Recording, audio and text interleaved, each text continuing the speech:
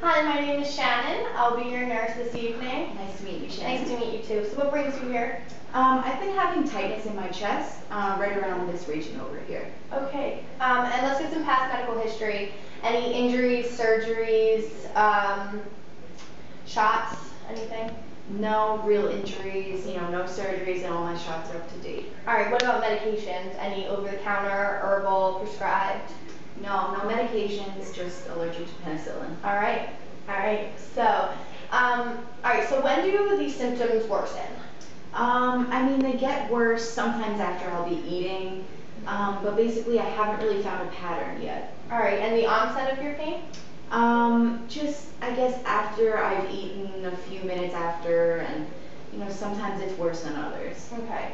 And can you describe this pain for me? It's like a tightness in my chest, and sometimes I feel like a stinging right in this area. All right. And any burning or anything like that? Yeah, sometimes I'll feel burning. Yeah. Okay. And you said does it radiate at all out of your chest, down your arms or anything, or does it just stay in one area? It mainly stays right in this area. Okay. So I'm going to give you a scale of 1 to 10. 10 being the worst. How bad would you say this pain is? I'd say it's about a 4. It's consistent, but it's not always terrible. All right. So you say it's consistent. Does that mean it's always there? Does it kind of come and go? It's always there, but it's very dull. Sometimes it comes back and it's, more noticeable. Yeah. All right. And so what do you think this is? What do you think's going on? I either think it's a food allergy or an indigestion. I'm just hoping it's not a heart problem. Oh yeah, of course. So with any kind of heart problems, any kind of heart discomfort, we definitely want to take it seriously. So what we're going to do is we're going to test a bunch of different things, starting with your capillary refill. So I'm going to take your hand, and I'm going to press on your index finger, and I'm going to wait till it turns white, and then I'm going to let go and see how long it takes for the blood to flow back into your finger and turn pink again. 1, 2, 3. Perfect. It shouldn't take any longer than 3 seconds, and since it took about 3 seconds, that seems really good. So next we're going to listen to your carotid artery. We're going to feel it first, so palpate it, and then we're going to auscultate it. So I'm feeling for a thrill. First, I'm just going to feel one side at a time so that you don't pass out. That would be bad. So let me just feel this. Okay, the other side. All right, I don't feel a thrill, so now I'm going to auscultate with the bell of the stethoscope. I'm going to listen for a bruit, which would show me that there's some kind of obstruction going on. Okay. All right, I don't hear a bruit, so that's good news. All right, so I'm going to take your peripheral pulses. Your peripheral pulses will be at your radial pulse, your brachial artery, your femoral artery, your popliteal, which is behind your knee, your dorsalis pedis, which is at your toe, and your posterior tibial, which is behind your ankle. For all the pulses, we're going to count 30 seconds and multiply by 2.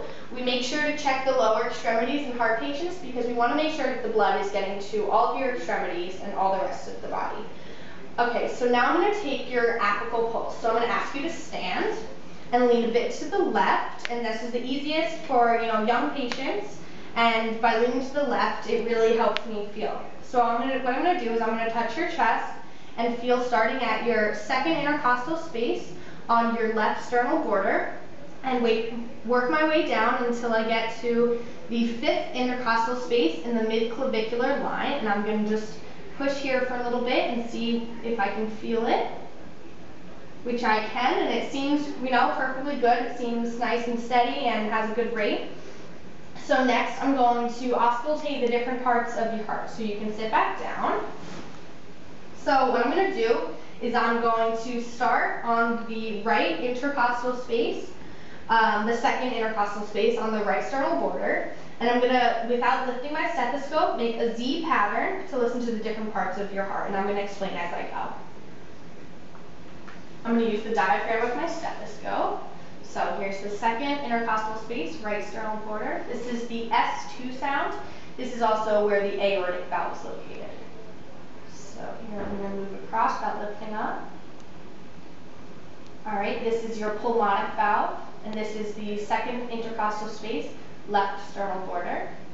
All right, I'm going to make my way down the Z pattern to the fourth intercostal space, left sternal border. This is your tricuspid area. And I'm going to make my way across now to the fifth intercostal space, midclavicular line. This is your mitral valve, and this is where your APCO impulse is. All right, great. This is also your S1 sound. So what I was listening for was if there was any irregularities or if there were any murmurs. A murmur would be an S3 sound or an S4 sound.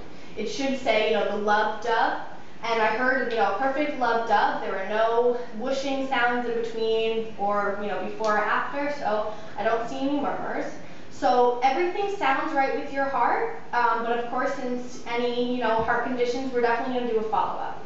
So do you have any questions? That's it? All right, great. Nice to meet you. Nice meeting you.